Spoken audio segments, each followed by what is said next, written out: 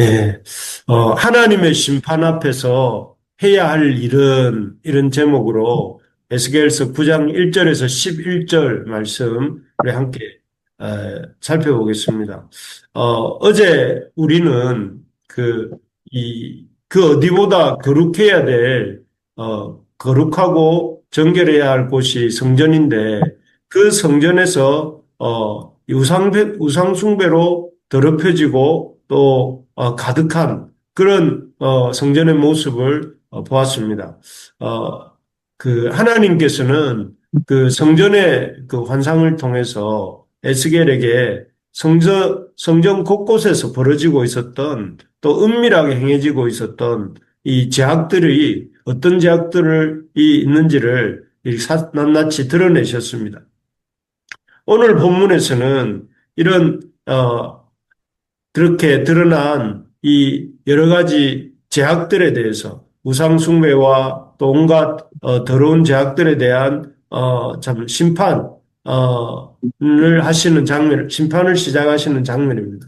사실 이런 여러 가지 환상들을 통해서 이스라엘 백성에게 하나님께서는 그 죄악을 경고하시고 돌이킬 기회를 주시고 계시는 것이지만 그러나 이스라엘은 그런 죄악들에 대해서 돌이키지 아니하고 계속해서 악을 행하고 있었기 때문에 하나님의 심판이 임하게 될 것을 이렇게 보여주십니다.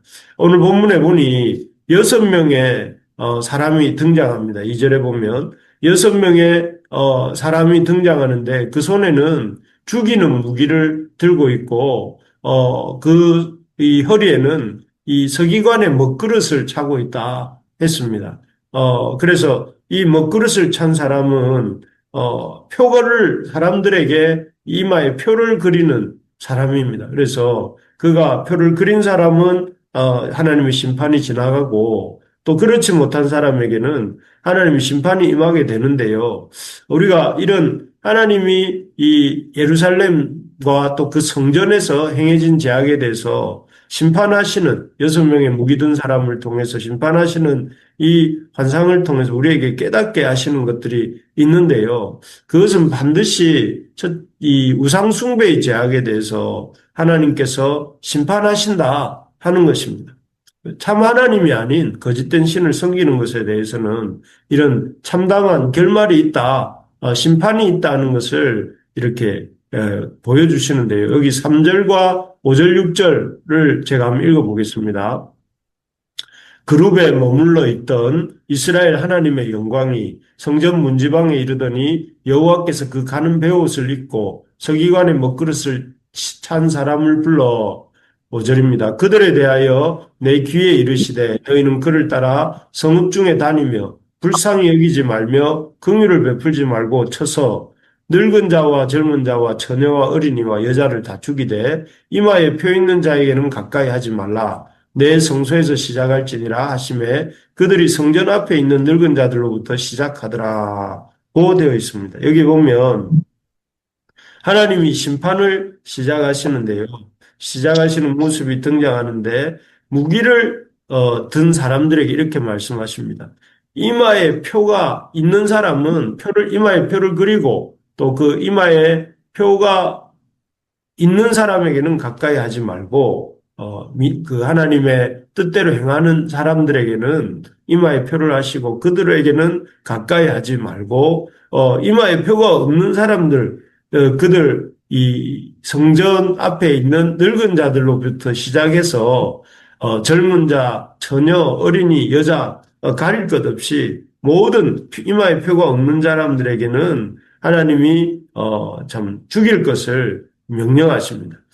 여기서 참 하나님의 심판이 이 회개하기를 기다리고 또 유예되지만 하나님의 정하신 때가 되었을 때에 하나님의 심판이 모든 사람에게 늙은이나 젊은이나 또 어린이나 여자나 처녀나 상관없이 모든 사람에게 하나님의 그 회개의 촉구에 대한 반응을 하지 않은 이들에게 하나님의 심판이 임한다 하는 것을 이렇게 보여주십니다.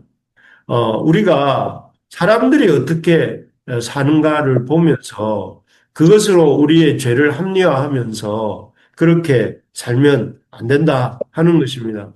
사람들이 이렇게 행하지 않습니까? 그러니 우리도 좀 이렇게 살아도 되지 않을까요? 하고 스스로를 합리화하면서 살 것이 아니라 중요한 것은 하나님이 어떻게 보시는가, 하나님이 뭐라고 말씀하셨는가를 보면서 예수 그리스도를 통해서 우리에게 주신 구원을 붙잡고 거룩하신 그 공의의 하나님 앞에서 거룩하게 살고자 힘써야 합니다. 그래서 이런 문제가 있을 때 그 문제로부터 죄로부터 돌이키고 또 죄에 대해서 깨닫게 해주실 때 그 죄에서 돌이켜서 주님이 참 원하시는 삶의 모습들을 갖고자 행하면서 그렇게 살아야 되는 것이 이 심판 앞에 임하는 우리의 자세인 것입니다. 그래서 하나님의 참 이 때가 올 것이고 그때는 모든 이들에게 하나님의 심판이 임하게 될 것인데 그 심판 앞에서 우리가 두렵고 떨리는 마음으로 우리가 이 거룩한 삶을 살고자 힘쓰는 우리 모두가 되기를 간절히 소망합니다. 두 번째로 보면 이 6명의 무기 든 사람들을 통해 이 예루살렘을 또 성전을 심판하시는 정결케 하시고 심판하시는 모습을 통해 첫째는 하나님 모든 죄에 대해서 반드시 심판하신다는 것이라면 두 번째는 하나님의 이러한 심판이 성소에서부터 성소에 있는 자들로부터 시작한다 하는 것입니다. 그래서 여기 6절을 제가 한번 다시 읽어드리겠습니다. 늙은 자와 젊은 자와 처녀와 어린이와 여자를 다 죽이되 이마에 표 있는 자에게는 가까이 하지 말라. 내 성소에서 시작할지니라 하심에 그들이 성전 앞에 있는 늙은 자들로부터 시작하더라. 고되어 있습니다. 여기에 보니 하나님의 심판을 성소에서부터 시작하라고 이렇게 말씀하십니다. 여러분, 성소에서 어떤 일이 일어나고 있었습니까? 어제 보셨지만 성전 벽에다가 이 온갖 이상한 곤충과 가증한 짐승들을 그려놓고 70명의 장로가 섬기고 있지 않았습니까?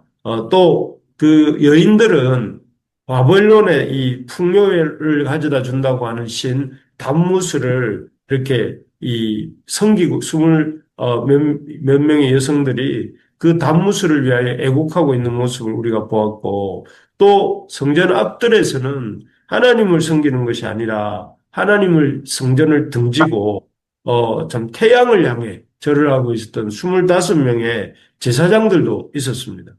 바로 이들이야말로 하나님이 가장 먼저 하나님의 심판을 시작해야 될 사람들이고 거기서부터 하나님께서 심판하라 이렇게 말씀을 하셨습니다. 참 어제도 말씀드렸지만 하나님은 많이 맡긴 자에게 많이 찾으십니다. 그 누구보다도 성전에서 일하는 그 장로들과 여인들과 여성 지도자들과 또 이 하나님의 제사장들이야말로 하나님의 성결을 하나님이 주시는 거룩함을 이렇게 유지하고 이렇게 나아가야 될 그런 사람들입니다. 그런데 그들이 이 가장 깊이 심각하게 타락해 있는 모습을 지적하시면서 그들의 책임을 제일 먼저 물으시고 또 그들에게서부터 시작하시겠다 하시는 것입니다. 참 우리가 명심해야 될 것은 하나님 많이 맡기신 자에게 많이 찾으신다 하는 것입니다. 우리 부르심의 교회 가족들이 참 다른 사람들이 어떻게 사는가에 너무 관심 갖지 말고 우리가 이 시대에 참 하나님의 성소를 섬기는 하나님의 백성이라는 사실을 기억하고 우리가 이 시대를 책임 맡은 이 시대의 영적 대표다 하는 생각을 가지고 세상의 흐름을 따라 사는 것이 아니라 사람들의 눈치를 따라 사는 것이 아니라 하나님의 말씀을 따라서 우리 자신과 우리 가정을 돌아보고 나아가서 하나님의 교회를 또 하나님이 세워주신 이 나라를 개혁해 나가는 잘못된 것들을 고치고 하나님 말씀 앞에 바르게 세우는 그런 우리의 삶, 우리의 가정, 우리 교회, 우리가 속해 있는 이 사대가 되기를 주님의 이름으로 간절히 축복합니다. 마지막으로 이렇게 하나님이 6명의 무기 든 사람들을 통해 예루살렘을 심판하시는 모습을 통해서 첫째는 죄에 대해서 우상 숭배의 죄에 대해서는 반드시 책임을 물으신다. 둘째는 또 그 심판은 성소에서부터 이루어진다 하는 것이었다면 마지막으로는 이런 심판의 때에 하나님 우리에게 해야 할 일을 보여주시는데 그것은 기도하는 엎드려서 힘써 간구하는 이것이다 하는 것입니다. 8절을 한번 보시면 이, 이 하나님의 심판에 대한 말씀을 들은 에스겔의 반응이 나오죠. 이렇게 말합니다. 그들이 칠 때에 내가 홀로 있었는지라 엎드려 부르짖어 이르되 아하 주 여호와여 예루살렘을 향하여 분노를 쏟으시오니 이스라엘 남은 자를 모두 멸하려 하시나이까 하면서 이제 엎드려서 부르짖고 있는 에스겔의 모습을 보게 됩니다. 그러니까 하나님의 선포되고 있는 심판 앞에서 아이고 이제 끝이다 자포자기하면서 이렇게 하는 것이 아니라 하나님 앞에 엎드려서 간절히 부르짖는 이런 모습입니다.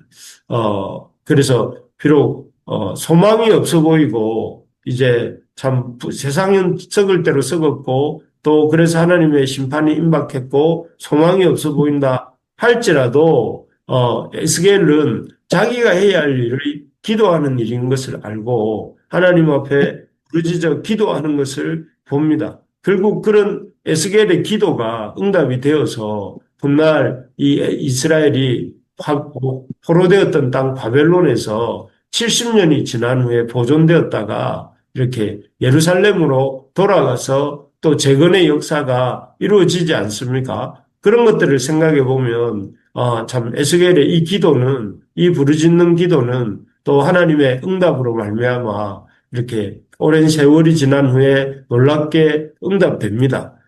그래서 우리가 이 힘든 세상, 참 이 세상에 과연 소망이 있는가, 또 이 사람들에게 소망이 있는가 싶어 보인다 할지라도 하나님 앞에 부르짖고 기도하는 일을 포기해서는 안 된다. 왜냐하면 하나님 그런 기도를 통해서 하나님은 성경 속에서 계속해서 역사에 오셨다 하는 것입니다.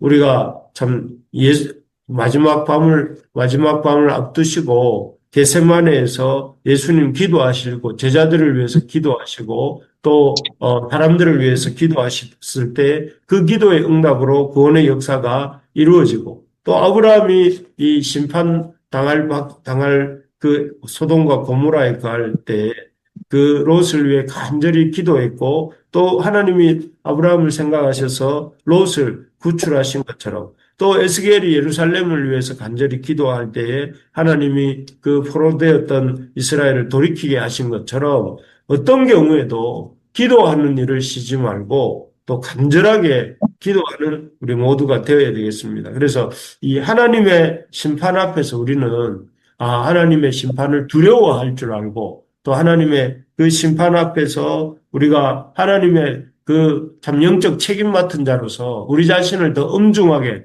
잘 돌아보고 세워가면서 그리고 이 시대와 그 사람들을 향해 힘써 기도하는 우리 모두가 될 수 있기를 주의 이름으로 우리 축복합니다. 아멘.